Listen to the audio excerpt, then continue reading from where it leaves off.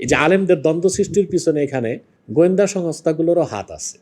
বিভিন্ন ইন্টেলিজেন্ট ব্রাঞ্চও বিভিন্নভাবে আলেম ওলামাদের মধ্যে দ্বন্দ্বগুলো প্রবলভাবে করে থাকে, যেন জাতি ঐক্যবদ্ধ হতে না পারে। এরা কারা জানেন? বলে এরা আলেম ওলামা, বলে এরা একজনও মুসলিম না, সব ইহুদি। পরিকল্পিতভাবে ব্রিটিশরা ইহুদি খ্রিস্টানদেরকে আলেম বানাচ্ছে, যেন মুসলিম সমাজে তারা অপব্যাখ্যাটা ছড়াই দিতে পারে। এখন যে বাংলাদেশের মধ্যে বিভিন্ন স্কলার বা বক্তা বা প্রবক্তা যেটাই বলেন, তাদের বিভিন্ন বক্তব্য নিয়ে জনমনে একটু অসন্তোষ সৃষ্টি হয়েছে যে একজনের বক্তব্যের সাথে আরেকজনের বক্তব্যের কোনো মিল হচ্ছে না। এটা কীভাবে দেখি? দেখেন, এটা শুধুমাত্র বাংলাদেশের আলেম ওলামাদের উপর দায়টা চাপিয়ে দিলেই হয় না, অনেকগুলো বিষয় এখানে দেখার আছে। প্রথম একটা হচ্ছে যে আল্লাহর হাবিব সাল্লাল্লাহু আলাইহি ওয়াসাল্লাম ইরশাদ করেছেন যে বনি ইসরাইল ৭২ ফেরকায় বিভক্ত হয়েছে, আর আমার উম্মত ৭৩ ফরকায় বিভক্ত হবে। একটিমাত্র দল নাজাতপ্রাপ্ত, সত্যের উপর প্রতিষ্ঠিত এবং জান্নাতি, সেটা হচ্ছে মা আনা আলাইহি ওয়া আসহাবি। আমি যে মত ও পথ দিয়েছি, যে মত ও পথের উপর আমার সাহাবীগণ প্রতিষ্ঠিত থাকবে, সেই মত ও সেই পথের অনুসারীরাই প্রকৃত আহলুস সুন্নাহ ওয়াল জামাতের অনুসারী, নাজাতপ্রাপ্ত, এবং আল্লাহ তাআলা তাদেরকে বেহেশত দান করবেন। এই যে ফেরকা, ৭২টা ফেরকা, ইসলামের ইতিহাস পর্যালোচনা করলে দেখা যায় যে সাহাবায়ে কেরামের জমানাতেই বাতিল ফেরকাগুলোর আত্মপ্রকাশ ঘটেছে। তালবিস ইবলিস কিতাবের মধ্যে এসেছে যে প্রথম পৃথিবীতে ৬টা বাতিল ফেরকার আত্মপ্রকাশ ঘটেছে। ৬টা, মাত্র ৬টা। খারিজি, রাফিজি, কদরিয়া, জবরিয়া, মুতাজিলা, এরকম জাহমিয়া, এরকম ৬টা ফেরকার আত্মপ্রকাশ ঘটেছে। পরবর্তীতে প্রত্যেকটা ফেরকা ১২টা ভাগে বিভক্ত হয়েছে। এই ৬, ১২, ৭২ ফেরকা।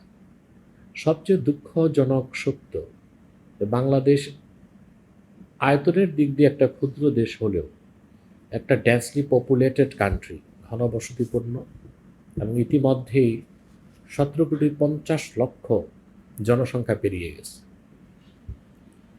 দেশ ছোট, কিন্তু জনসংখ্যা অনেক বেশি হবার কারণে আমি আমার পর্যালোচনায় দেখেছি যে এই দেশে ৭২ ফেরকা, বাতিল ৭২ ফেরকার লোকই আছে।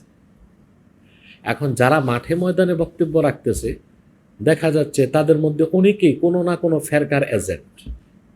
সেই জন্য তারা তাদের বাতিল ফেরকার মতবাদটাকে ওয়াজ মাহফিলের স্টেজকে পুঁজি করে প্রচার করতেছে। বাংলাদেশে এই যে বিভক্তি আর ওলামায়ে কেরামের মধ্যে দ্বন্দ্ব সৃষ্টির মধ্যে এই ফেরকাগত বিষয়টা মূলত দায়ী। যেমন আমি একটু উদাহরণ দিচ্ছি যে মুতাজিলা, যারা মুতাজিলা ফেরকা, ৬ বাতিল ফেরকার সবচেয়ে জঘন্য ফিতনা, খারিজিদের পরে, রাফিজিদের পরে। এই মুতাজিলাদের একটা অংশের দাবি হচ্ছে যে হাদিস শরীফ দলিল না, শুধু কোরআন মানতে হবে। দুর্ভাগ্যজনক সত্য, ১৫০০ বছর পরে আপনি জানেন বাংলাদেশে এই ফেরকাটার আত্মপ্রকাশ ঘটছে। তারা নিজেদেরকে আহলে কোরআন দাবি করে, অর্থাৎ তারা হাদিস মানে না। তারা বোঝা যাচ্ছে এখন যে আহলে কোরআন দাবিদার ফেরকাটা, যাদেরকে আমি শায়েস্তা করছি, ডিবেটে তারা হারছে, আপনারা দেখেছেন, সারা দেশ দেখেছে, তারা মূলত মুতাজিলাদের আকীদাটাই প্রচার করতেছে।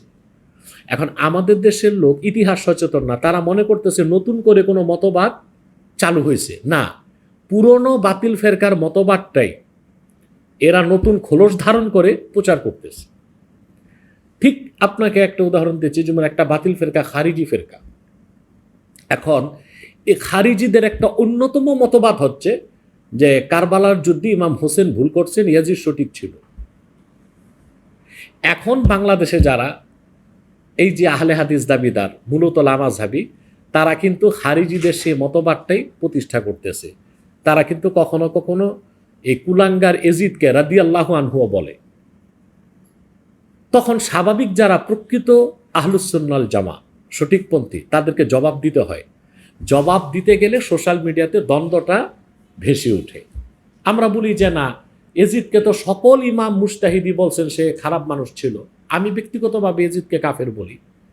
কিন্তু সকল আলেম ওলামা পীর মাশায়েখ তাকে ফাসেক অর্থাৎ দুষ্ট খারাপ ব্যক্তি হিসেবে উল্লিখিত করছে। অতএব ঠিক সেই মুহূর্তে এজিদকে যদি কেউ বলে যে না এজিদ রাদিয়াল্লাহু আনহু এজিদ ভালো ছিল, ইমাম হোসেন ভুল করছেন, তাহলে এটাকে আমরা দ্বন্দ্ব বলবো না, বরং বলবো যে তারা খারিজিদের একটা মতবাদকে প্রতিষ্ঠিত করতেছে, খারিজি নামে না, লামাঝাবি নামে, সালাফি নামে। তো বাংলাদেশে এই যে দ্বন্দ্ব সংঘাত সৃষ্টি হচ্ছে, যে দ্বন্দ্ব সংঘাতগুলো আমরা দেখতে পাই সোশ্যাল মিডিয়াতে, এগুলো হচ্ছে ফেরকাগত দ্বন্দ্ব, এক প্রথম কারণ। দ্বিতীয় হচ্ছে, আপনাকে একটা তথ্য দিই, ডক্টর সৈয়দ, এই কথাগুলো অত্যন্ত জরুরি গোটা জাতির জন্য, এবং আমি বিগত আমার বক্তব্যে তুলে ধরেছি। ডক্টর সৈয়দ আলী আশরাফ তিনি বাংলাদেশে একজন অনেক বড় দার্শনিক এবং ইসলামপন্থী বুদ্ধিজীবী ছিলেন, এবং জানেন আপনারা ওনার বড় ভাই সৈয়দ আলী আহসান তিনি জিয়াউর রহমানের আমলে শিক্ষামন্ত্রী ছিলেন, এবং এই সৈয়দ আলী আহসান তারই অন্য ভাই আলী নাকি, যারা প্রথম বাংলাদেশে বেসরকারি ইসলামিক বিশ্ববিদ্যালয় দারুল ইহসান প্রতিষ্ঠিত করেছে।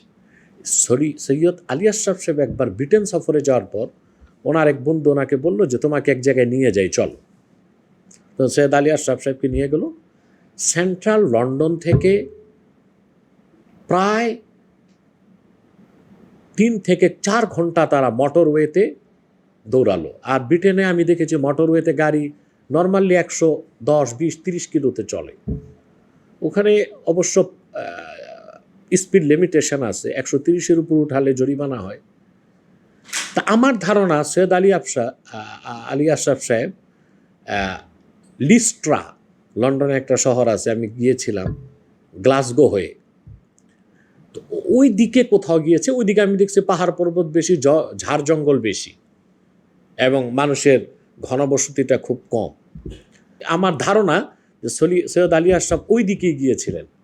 3-4 ঘন্টা মোটরওয়েতে চলার পর ওনাকে নিয়ে যাওয়া হলো একেবারে পাহাড়ের গহীনে সুরঙ্গ পথ দিয়ে মাটির নিচে।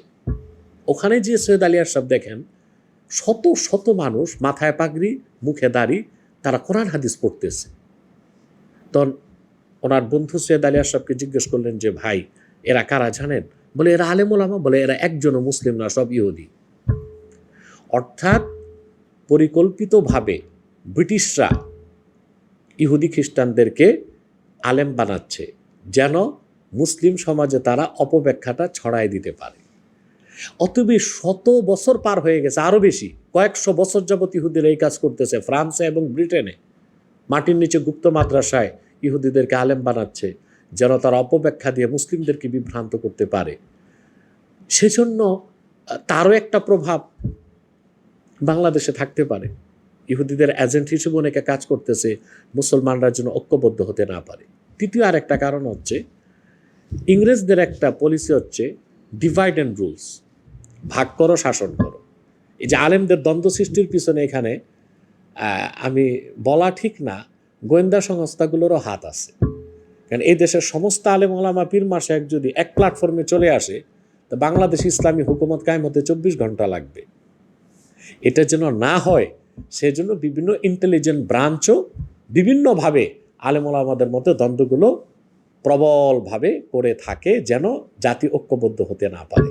আপাতত এটাই আমার বক্তব্য। এখন আপনি একটা প্রশ্ন করতে পারতেন, সমাধান কি? আমি সোয়ালে মুকাদ্দার, অর্থাৎ প্রশ্ন করার আগেই উত্তর দিচ্ছি। দেখেন, এগুলোর সমাধান হচ্ছে ইনসাফের তরবারি। ইনসাফের তরবারি যখন কোনো ভূখণ্ডে হাতে তুলে নেওয়া হয়, তখন এই ফেরকাটের কারো অস্তিত্ব আর খুঁজে পাওয়া যায় না। তার একটা জলজ্জন্ত উদাহরণ হচ্ছে আফগানিস্তান।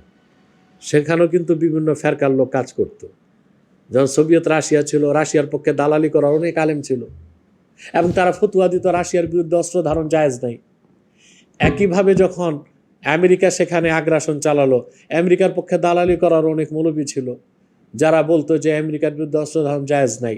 কিন্তু সব ফেরকার বিষদাঁত ভেঙ্গে আফগানিস্তানে ইমারত ইসলামিয়া, ইসলামের শাসন ব্যবস্থা কায়েম করেছে তালেবান ইনসাফের তরবারি হাতে নিয়ে। এটা সংলাপে হয় না, এটা ইনসাফ, দ্য শোর্ড অফ জাস্টিস, ন্যায় বিচারের তরবারি যেটা ইসলাম শিক্ষা দিয়েছে, এটা হাতে নিলেই সম্ভব। বাংলাদেশে সেটা ছাড়া সম্ভব না।